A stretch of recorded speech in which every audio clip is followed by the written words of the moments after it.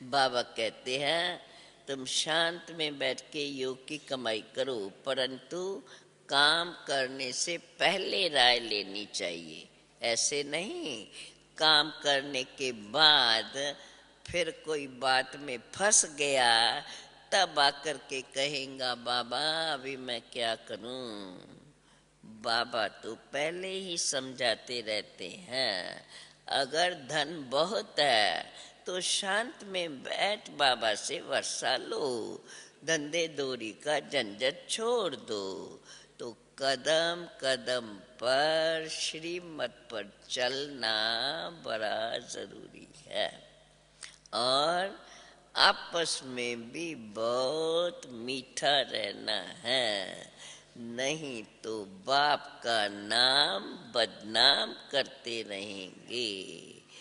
बाप दादा व सतगुरु की निंदा कराने वाला कभी भी ऊंच ठौर नहीं पा सकता, क्योंकि अपने हाथ में ला नहीं उठाना चाहिए। नहीं तो सब कहेंगे ईश्वरी कुल के बच्चे भी क्या ऐसे होते हैं। बाप कहते हैं बच्चे किसी को भी दुख मत दो, सवेरे सवेरे उठ करके बाप को याद करो। कैसे याद करो?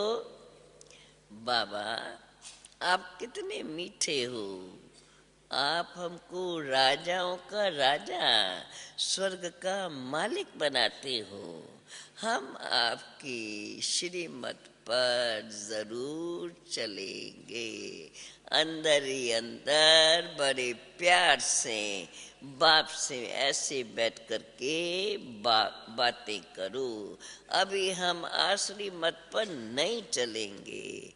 देखो बाप को नहीं याद करते हैं तो बाप समझ जाते हैं कि इनके अजन पुराने आसरी संस्कार मिटे ही नहीं हैं। अब ऐसा अभी जिसमें अजन आसरी संस्कार है, ऐसा फिर स्वर्ग का राज भाग क्या लेगा। अपनी चलन तो देखो। नहीं तो बाबा कहते हैं तुम बच्चों जैसा तकदीरमान दुनिया में और कोई है ही नहीं।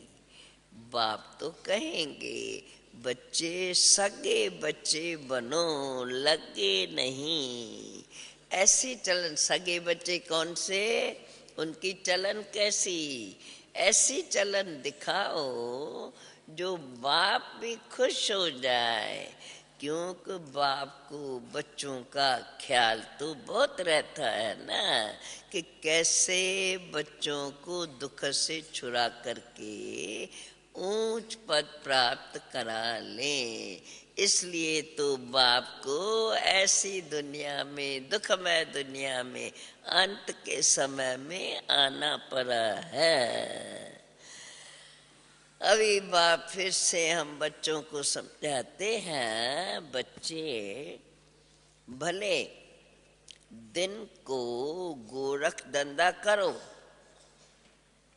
परंतु ब्रह्म मुहूर्त को उठ करके बाबा से मीठी मीठी बातें करनी चाहिए। सुन रहे हो न सभी? अपने आप से पूछना रेगुलर कौन सदा उठते हैं। बाबा बाबा कहते हैं ब्रह्म मुहूर्त को उठ करके बाप से मीठी मीठी बातें करनी चाहिए। कैसे बाबा से बात करो, पहले भी बताई है, अभी भी बताई है। बाबा आपने तो कमाल कर दिया है। 21 जन्मों के लिए हमें स्वर्ग की बादशाही तो आप ही देते हो। हम तो अभी आपके ऊपर बलहार जाएंगे। तो बच्चों को बलहार जाना है, सिर्फ कहना नहीं है। क्योंकि बाबा कहते हैं बच्चे जितना याद में रहेंगे उतना सारा दिन उसका असर चलेगा। बहुत ब्रह्मा कुमार ब्रह्मा कुमारियां ऐसे हैं जो, क्या बोला होगा बाबा ने, बहुत बच्चे ऐसे हैं जो सुबह को उठते ही नहीं है। देखो बाबा ने बोला है, अपने से पूछ लेना और अपने को पक्का कराना, बाबा ने जो कहा है। बाबा कहते हैं कई ऐसे बच्चे हैं जो सुबह को उठते ही नहीं हैं। अब उठेंगे नहीं, योग नहीं करेंगे तो धारणा भी फिर नहीं होती है। सवेरे जागने की आदत पड़ जाए, फिर देखो कितना सर्विसेबल बन जाते हैं। जिसको सर्विस का शौक है वो तो फिर कहाँ भी जाके सर्विस करेगा। भले सर्विस करने जाएंगे तो ये नई नई बातें हैं, किन्हों को नहीं समझ में आएंगी तो गाली भी देंगे, परंतु वो तो कोई विरला ही निकलेगा, 100 में कोई एक निकलेगा जो न समझ करके गाली देगा। परंतु इसमें लज्जा की कोई बात नहीं होनी चाहिए, क्योंकि पता है जो नहीं समझते हैं, दुनिया ही अभी ऐसी है, तो उनों के लिए क्या बैठ करके सोचेंगे। बाकी सर्विस तो जहाँ तहाँ है। सिर्फ बाबा कहते हैं कोई ऐसा करने वाला हो। अभी तो ये बात सिखाने की नहीं है, अभी तो देखो सब कितने कितने सर्विस के प्लान बना रहे हैं और इतनी सर्विस होती आई है, हो रही है और आगे भी होती रहेंगी। परंतु बाबा ने शुरू में हम बच्चों को कैसे बैठ के तैयार किया है, ये हमें मुरली से पता चलता है। जिसको सर्विस का शौक है वो तो कहाँ भी जा कर के सर्विस करेगा। बाबा तो युक्तियाँ बहुत बताते रहते हैं, तो बाबा कहते हैं बच्चों को बड़ा नशा होना चाहिए। सर्विस तो जहाँ तहाँ है, सिर्फ करने वाला हूँ। बाबा तो रोज रोज युक्तियाँ बताते रहते हैं, लेकिन बच्चों में वो नशा भी तो होना चाहिए। कहा जाता है सभी नशों में है नुकसान, बिगर नशे बाकी किस नशे में नुकसान नहीं। कौन सा नशा हमें चढ़ा हुआ हो, तो गायन में आता है नशों सभी में नुकसान, बिगर नशे नर नारायण के। नर सो नारायण, हमें बाप नर से नारायण बना रहे हैं, ये नशा चढ़ा रहे, इसमें नुकसान नहीं है, इसमें तो और ही ऐसे बनते जाएंगे, बाप से वर्षा लेने के अधिकारी बन जाएंगे। तो बाबा कहते हैं नशा होना चाहिए। बाप तो तुम्हें बहुत युक्तियां बताते रहते हैं। ये नशा नर को नारायण बनाने का नशा बाप ही आकर के चढ़ाते हैं, बाकी तो कोई के पास भी ज्ञान का नशा नहीं है। ये ज्ञान बाप के सिवाय और कोई दे ही नहीं सकता है। अब तो है ही पतित दुनिया, पावन दुनिया का तो किसको पता भी नहीं है। पतित दुनिया में तो जरूर सब पतित ही होंगे, तब तो पावन देवताओं को पूजते रहते हैं। सत्युग त्रेता में तो पावन महाराजे महारानी होकर गए हैं। अब तो रावण का राज है। ये रावण की राजधानी द्वापुर से लेकर शुरू होती है। बाबा कहते हैं अभी तुम बच्चे जानते हैं शिव बाबा हमको अच्छे कर्म सिखला रहे हैं और फिर पद का भी साक्षात्कार कराते हैं। दिव्य दृष्टि में आगे तो होता था ना साक्षात्कार, क्या जाके स्वर्ग की सीन कैसे जा करके स्वर्ग में रास मंडल में रास करते हैं। तो वो शुरू शुरू में साक्षात्कार की बड़ी धूम थी। बाबा कहते हैं ये है प्रत्यक्ष फल का साक्षात्कार, क्या हम जाके बनेंगे। जबकि बाप स्वयं आए हैं सिखलाने के लिए, तो सीखने की कितनी उत्कंठा होनी चाहिए। कर्म बंधन तो सिर्फ ऐसे कहना, कोई पुरुषार्थ करते हैं ना कि फिर नहीं उसमें आगे बढ़ सकते हैं, तो कहते हैं बाबा कर्म बंधन ऐसा है क्या करें। तो बाबा कहते हैं सिर्फ कर्म बंधन कहते रहना, आगे कहते थे सिर्फ अपने कर्मों को कूटते रहना, उससे क्या फायदा। इसको भी कमजोरी कहा जाता है। कर्म बंधन से छूटने की युक्तियां तो बाबा बतलाते ही रहते हैं, परंतु ऐसी राय बाबा किसको देगा, क्या क्या करो, ऐसी राय भी बाबा किसको देगा जो पक्के होंगे। पक्के को ही, जो पक्के ब्रह्मा कुमार होंगे, अर्थात जो बाप की हर श्रीमत को पालन करते रहते हैं, ऐसे पक्के बच्चों को ही बाबा राय दे सकते हैं, कच्चे को नहीं। कई बांदेलियां भी पुरुषार्थ करके ज्ञान योग बल से पति को वश कर उनको ले आती है, मार भी बहुत खाती है।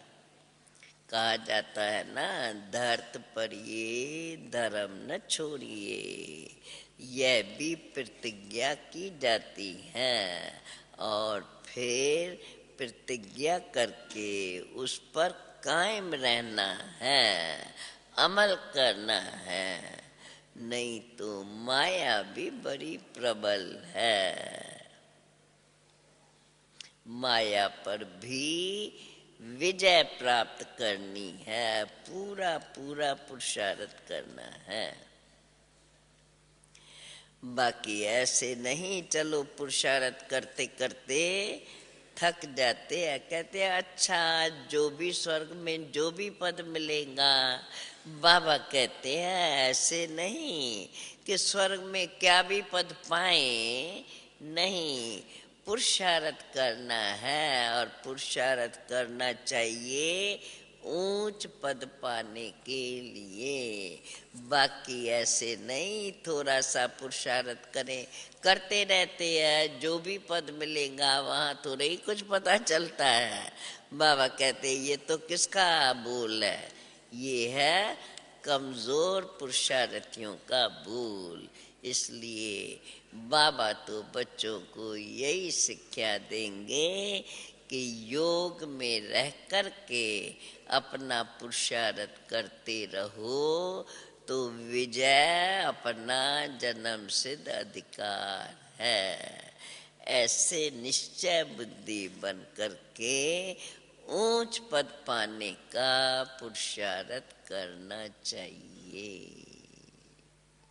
अच्छा अच्छा, मीठे मीठे सिकिल दे बच्चों प्रेत मात पिता बाप दादा का याद प्यार और गुड मॉर्निंग। रूहानी बाप की रूहानी बच्चों को नमस्ते, रूहानी बच्चों की रूहानी बाप को नमस्ते। सुनी बाबा की मुरली। अब फिर सारी मुरली का धारणा युक्त सार केवल 2 पॉइंट्स में, जो हम सारे दिन में सहज याद करते रहें। बाबा कहते हैं अपने हाथ में ला नहीं उठाना है, आपस में बहुत बहुत मीठा रहना है, किसी को भी दुख नहीं देना है।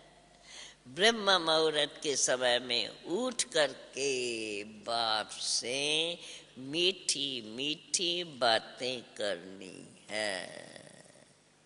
एक पॉइंट में 4-5 पॉइंट्स। दूसरी पॉइंट, सेकंड में नष्टो मोहा बनना है,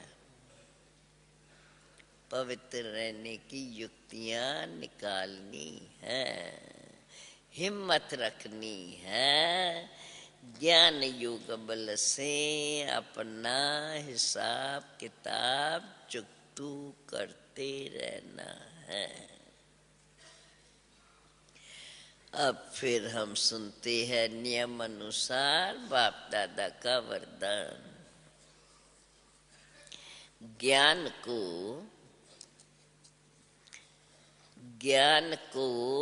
रमणीकता से स्मरण कर। रमणीकता से कैसे स्मरण करेंगे? ज्ञान को रमणीकता से स्मरण कर आगे बढ़ने वाले हर्षित खुश नसीब भव।